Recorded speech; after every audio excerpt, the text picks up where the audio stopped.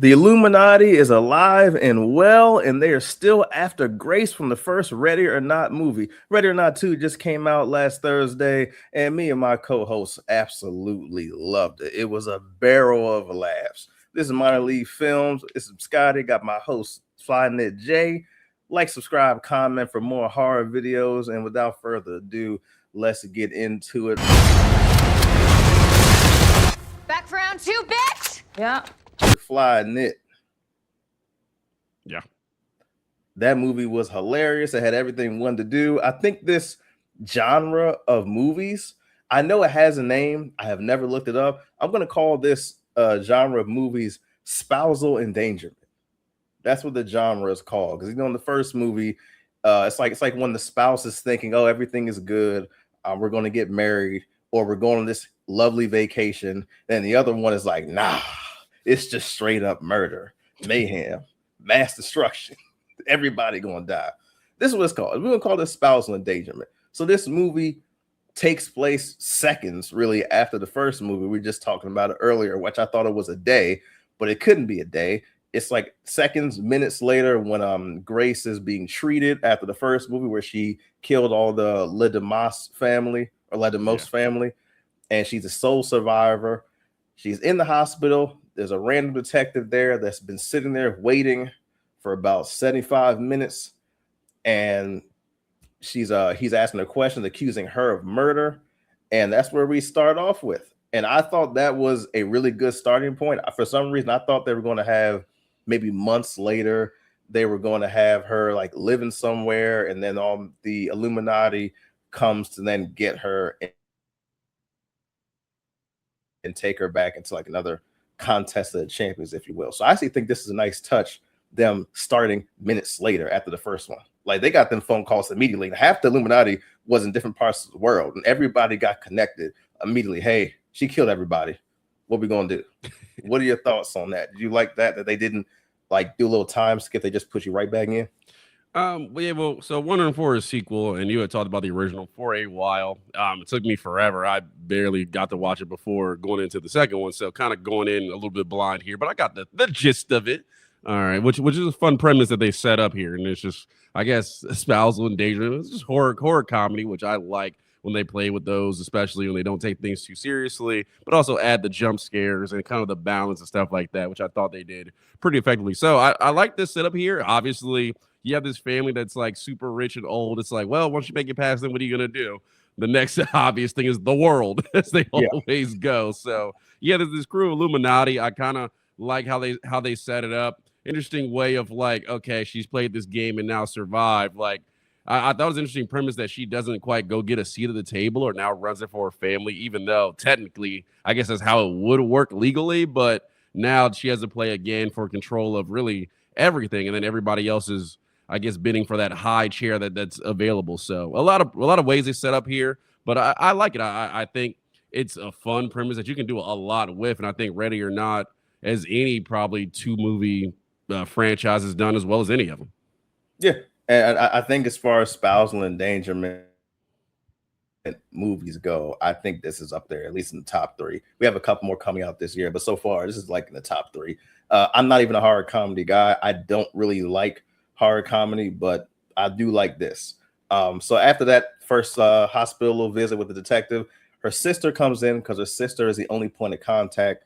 She hasn't talked to her sister for years. She left her sister. I think her sister was in the foster care system, left the system when she was 18. The sister was like, I guess, a young teen or something like that. Yeah. So this is the first time meeting again, a lot of animosity. And right away, the Illuminatis that got that call, they're coming in the hospital. I don't know how they got on a jet and got there within minutes to get there. That's why originally I thought it was days later, because these people are all over the world and they all got there in a matter of minutes. They got super jets. That's how rich they are. I guess they do. They all own the world. That's their superpower. Yeah, and you get introduced to this group of the Illuminati who's telling her, okay, you and your sister are now going to be handcuffed together, and you're going to have to go through the same thing you went through in the first movie, just with different families. These are all the families, not just one. These are a member of each family that runs the world. And I enjoyed each family member's personality initially right away. I thought they did that perfectly. They even have each family member's children or spouses in a room watching, because if the family member dies, the main member dies, then the other person has to pick it up and then go on the hunt. This is the one part of the movie that I thought was silly, because I'm like, you're not gonna give these girls a chance at all. Like if I kill all 5 of the major family members, I'm tired. You can't just say, "Oh, hey, you're 7 years old. Don't worry about it. Go out there with this musket and handle business." I'm like, damn, this is not, it ain't right. Like you said before, I think it would have been cool if I were to tweak it a little bit. I think it would have been cool if after the first movie they met her in the hospital, took her and said, "You're a member of the family," and she refused. And then they kind of went from there and said, "Okay, well, now we're going to put you in another contest."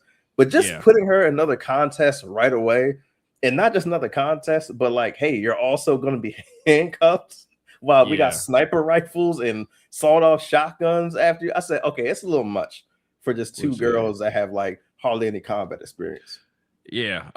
So a couple things here when they set this up, you're right. They do get there in a flash. You get these different families. Obviously, Elijah Wood comes here, who hasn't.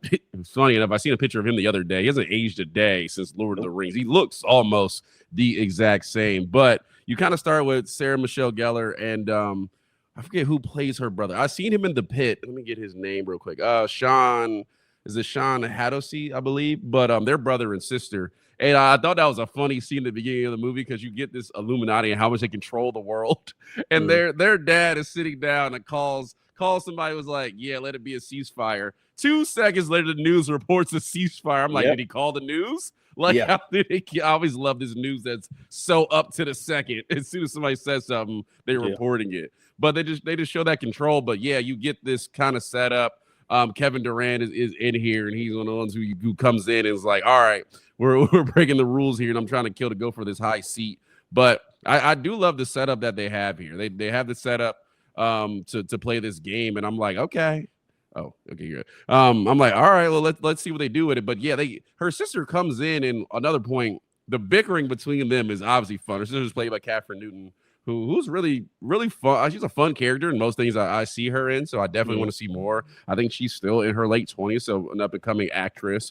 But I love the bickering between them, and that kind of sets the tone for the movie. It's like, when you play with this horror comedy, you just know, like, they're going to be running this bickering until the end, until they put in death's door. They're like, okay, now we got to get along and make up. But it's just fun to see them combat. And also, one or two, if her sister had never showed up, what are they going to do with the handcuffs? Because they handcuff them kind of for no reason. I'm like, her sister never showed up. Were you going to handcuff her by herself, or she would just play with no handcuffs? She'd have handcuffs in the first movie.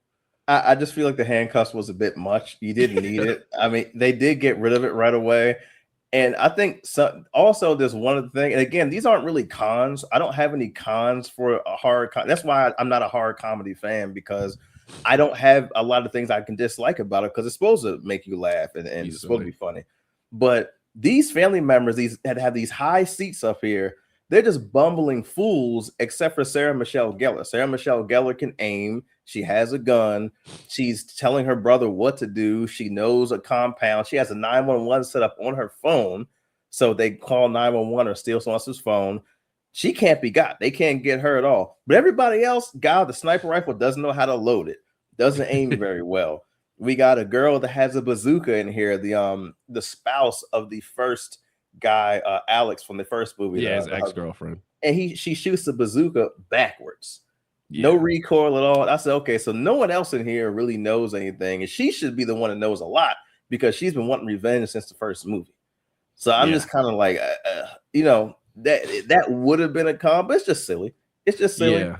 When they threw old boy in the washing machine as a character on extra hot, I said, oh yeah, that's over. Yeah. They're kind of playing with this silliness. I wish that they would have had, like, because it feels like with the dad of the Danforths, who was kind of the main family that you deal with after the Dumas.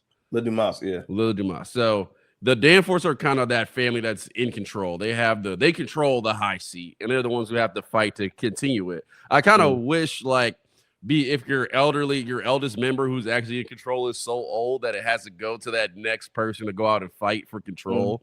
That would have been a better, because I feel you. It's like these characters go in there and they're supposedly these controlling families. And you're like, I would trust these people to run a business. Like you got the two brothers who are just out partying at the club in the middle of the night. You got Kevin Durant who has enough coke to build a house out of it. You have these different kind of goofy characters. The only people that look like they kind of would be in that position is Elijah Wood and Sarah Michelle Gellar. They're the ones who look responsible and look like they're in control. Everyone else is like, this is almost a what's that detective movie? Glass Onion. Where it's kind of like that, where you get these characters, and obviously they're just a rich family who's younger, so they're all goofballs because they grew up rich. That's how these characters feel. So it's like if they would have said that older balance of like, oh, my dad's 85, he can't play, so I gotta play. Yeah, it would have been better because it'd just been like, yeah, you got a bunch of rich kids who don't know what they're doing, and now they're trying to kill somebody for control. Yeah. And I think that would work too. Just a couple more lines of dialogue and give us something, because they were all fools. And the Danforth brother, as vindictive as he is, and as he's so angry that the father and the sister overlooked him and just try to control him over the years. You think he'd be training or practicing something? He can't do anything. Even when he's trying to kill the sister, he's doing a terrible job at it. Like he's beating her down, and she's like, that's it. That's all you got. What's going on? So you go through those series of them taking out most of the family members one by one, and the people they bring out after them, like the spouse and whatnot. And then you get to the climax of the movie, which I thought was great, because I'm thinking they're gonna. I thought when she was gonna when Grace, the main character, kind of turned it around so her and the sister couldn't be killed, and was going to marry the brother of the Danforth son. I said, oh, this would be cool if they actually ended here and then see what she does with the world. That's what I thought they were going to do. I thought they might go to a third movie or something. But I do like how they kind of ended it here. I thought that was cool in the end, where she's like, okay, well, I get the ring, and she killed him right away.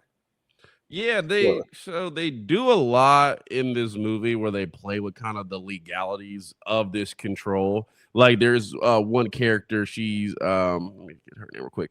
Olivia Chang. She plays Wan Chazing, and it's like her and her younger son, and she knows like, oh, we have this insider rule to where if you marry off into somebody, then like you're untouchable. We can't hurt you. You just got to marry, and then you just got to join this devilish cult that we have. I kind of wish like they set that rule up kind of early, because she knows about it, but the other girl doesn't believe her until like she has to use that as kind of a get out card. But yeah, I wish they kind of played with different rules, because they set some rules up when they go in this game.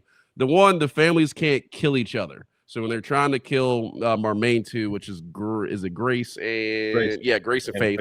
When they're trying to kill those main two, they can't kill each other. So even if it's by accident, you have a guy with a sniper rifle, and there's one scene where he hits the gas for a cooking grill, and blows up and almost takes somebody out. He's like, oh no, because there's consequences. If you end up doing that, then your whole family, it gets killed. So they kind of can't hurt each other. So they set up those rules.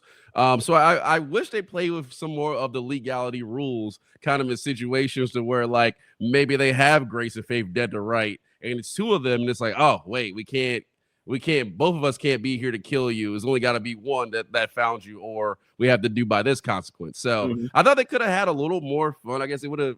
They do it. It's a very simple story. I feel like there's areas they could have got really creative and maybe up the notch of this movie a bit. I mean, people like it. It's a very fun movie, so I will say that. But I feel like with this idea, you definitely have some room to kind of level this up to be like, wow, this is even better than it should be. And they're playing with a lot of stuff that like, wow, I didn't even consider that. I just felt like maybe a little bit of deeper thinking inside the storyline is missing a little bit. But it's a fun ride, so you're not really worried about it. It's not really more of a criticism. It's just like, if you were to take this and somebody who really knew how to punch this up, you could do a lot more with the story.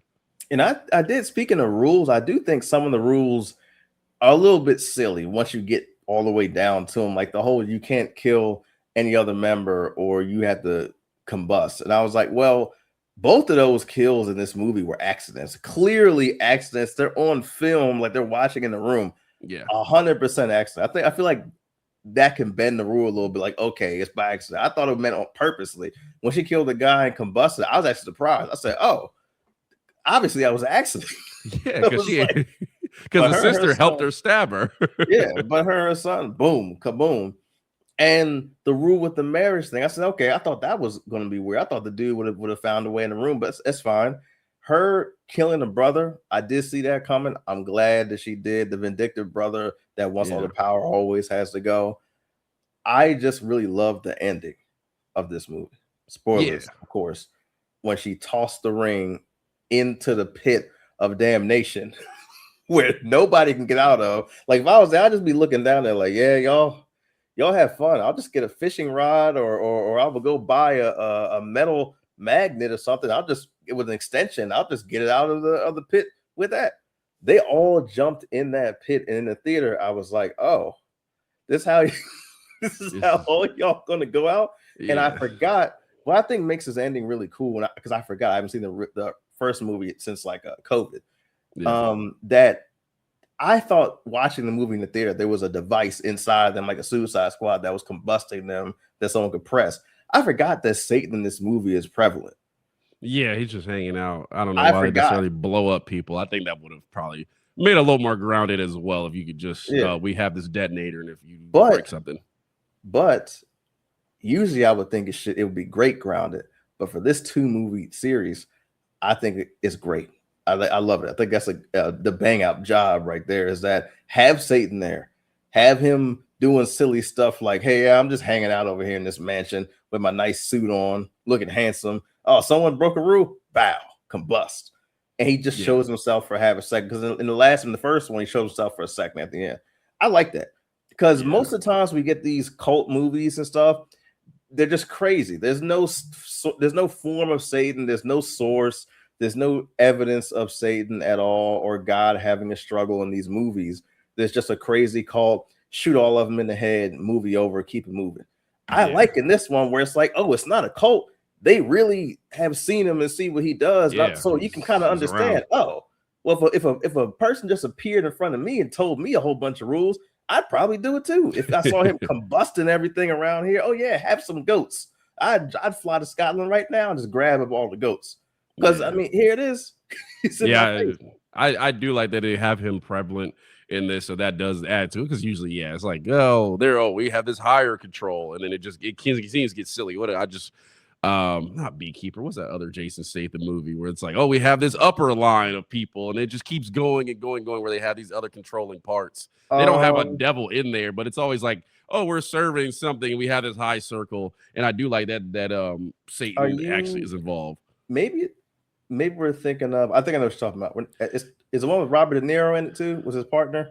He's not in it. It's a silly movie. But I'm just talking about more of the thought of like having this high circle, and then it's like, but we're all doing this because of this, and it's like this one, Satan is actually prevalent in here, which is fun. I do like that aspect. One thing I think a little bit of a criticism, I would guess, but not too much of it, is Grace in the movie, Samara Weaving. I wish they punched her up, and I haven't seen all through the first one, so I don't know how much of an action character she's in there. But I wish in this one they made her a little more of an action star. I think they could have pushed that a little bit for, especially so we have these families with the weapons, and obviously they get the weapon of choice versus when they join the cult. So some over there with like a spear, and some have an assault rifle. So it's like it's crazy difference. But yeah. So I wish they played her with an action if she got her hands on some weapons before it got really dangerous with them. I thought that would have been some more fun too. But I mean, overall, like the relationship with the sisters, I thought they were fun. They have really good chemistry and play together. That's what they do in the end, where they do bring in Satan and kind of get the cult together, is fun. I think Elijah Wood's really good. And just there's some areas I wish they pushed the action with her a little more. I wish they played with these rules a little more and made it fun. A couple things probably would have made it more of where, like, I'm like, all right, well, this is a home run. It kind of doesn't quite go to that level, but I think this is well worth of fun. And something too, we have a lot of horror that's coming out right now. And I think there is something to having gateway horror movies. I think there's something to, like, that genre is so, like, I feel like we grew up with a lot of gateway horror, maybe not even purposely, but like you watch and you're like, wow, this really doesn't have a lot in it. It's just like it kind of mentally like gets you in that mode where you're getting horror, but it's really more fun. And I think this being more gateway horror is kind of an element that's maybe lacking a little bit in horror. I mean, I would put this with like a Hard Eyes or something like that, where it's not really that scary, but you can go and watch your family and like they'll all have fun. Maybe they'll get a jump scare or two. And I think definitely this movie hits that lane. So for me, it's a I would say a straight on price of admission. I think you pay your money, you'll be happy with it. Yeah, I think if you like the first one, I give it a high price of admission. If you thought the first one was okay, you'll think this one's is rated the same. I say high price. I'm not sorry. I say regular price of admission as well. I didn't have really any cons in this movie because it is what it is. It's exactly what you think it is. I thought it was fun. I didn't get bored ever. There's not a single moment in the movie where you should be bored. Just to the action point where you say you think she should have more action. The first one is all action because I mean it's just her. Yeah. I think she couldn't have that role because you had to bring in the sister that was, I guess she was going to be the annoying sister. She wasn't really annoying to me, but I could see if people thought she was annoying because to me, in every time they escaped, whether they went to the woods or when they went inside the mansion and ran into a room, every time they get safe and go somewhere and hiding, they're loud as hell. Yeah, they're loud. And I'm like, one of the sisters is yelling. Now Samara, when she was hurt, yelling, fine. I would probably put something in my mouth so I wouldn't have yelled. Yeah. Fine. But in the woods, they're yelling and they get caught by Sarah Michelle Gellar and her brother. In the mansion, they're screaming and just talking to each other, just talking, and they're yelling. And I'm like, y'all just came in the house. Everybody saw you come in the house, and you go to the first room, the biggest room, and you're yelling. What were you yelling for? So I thought it was silly. But, again, it's not necessarily a con. This is supposed to be silly anyway. If they never got caught, it wouldn't have made a movie. But I did think to pump the movie up a little bit, it should have had more stealth scenes with the sisters because, I mean, you're against whole family. So essentially, it's not just a 5. You're against like 10 people. I thought when they went into the mansion, they would have some stealth action going on. But it was all, I'm a scream, alert them to my presence, and then they're so bumbling, I'll figure out a way to beat them. Except for when the one scene with the bazooka, when the sisters separated, and the one girl shot the bazooka, and there's a big explosion. The other sister didn't even hear it, and she was only like 30 steps away, and she was like, like 200 feet max. Yeah, she was like, "Yep, I'm mad. I don't hear anything when I'm mad." Yeah. So there's something I think too they could have played with. Maybe it would have been a little more fun, especially when they have this big hotel that the Danforths own and they're playing in. Honestly, with the golf course, I think they should have just let all the family members just go. Yeah, if they would have did that, and I know the first one they do have probably like 6 family members that are chasing her down with weapons, and they run into each other by accident, kill each other by accident. I think in this one that maybe would have helped a little bit too, especially with some of the characters that don't want to be out there trying to kill people and are not prepared for it. If they all had to play and they run into each other by accident, it would have set up more times where they kill each other by accident. I think that would have been fun. And 2, they could have hit the sisters a little bit more because in this one, they don't really have to hide. They just kind of got to stay away. And it's like, even if you know you're over there, you don't have enough people to be chasing them down to where they're necessarily in danger. And I do like too that Grace is they're trying to kill her because that's how they get the reward. So Faith really, no one unless they have a bone to pick with her, don't really hurt her. Grace is the one always getting hurt. And it's pretty funny because she's just pissed the whole time because she's getting the stab wounds and all that, which I thought that was fun that they played with. But yeah, I mean, overall, it could have, like I said, you could have punched this up to be a little bit better, but I don't really have complaints with it. It's just a solid movie. Yeah, the dude, I think his name is Varun Saranga, the dude that was in there that the whole time he was like, his dad died. He's like, do I have to go out there? You sure? He said, you know what? Nominate my wife. You go ahead and handle that. And when she didn't make it, he was like, damn, I still gotta. He didn't want any parts of it. He just wanted to be rich. Yeah. And then even at the end, he's like me. When everybody jumped in that pit, he was like, I'm just gonna duck down and hide. I'm not going in there. Exactly. I gave him my power, so I'm good. Yeah. So he's like, I'm poor now, whatever. I'm all right. I enjoyed those parts of the movie where it has like sensible people in that situation. I kind of enjoyed it. So those are our thoughts. Like we both give it a price of admission. We both enjoyed it. Solid movie. This is just as solid as the first one. The next entry we have in this genre is They Will Kill You with Zazie Beetz coming out. I think it's out in a month, right?